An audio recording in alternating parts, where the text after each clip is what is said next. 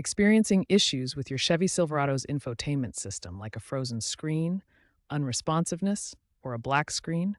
You're not alone. These problems can stem from software glitches, app overload, or even electrical faults. GM has released over-the-air updates, like V9.3.1, July 2025, to address these issues, especially black screens in 2023-2025 models. Before heading to the dealer, try these simple resets.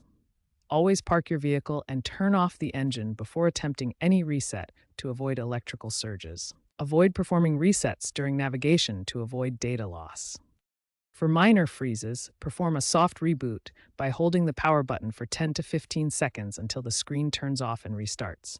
This clears temporary memory and fixes most minor issues without data loss.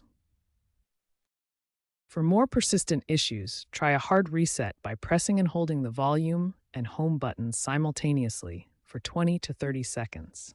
This performs a deeper restart without erasing your data or settings.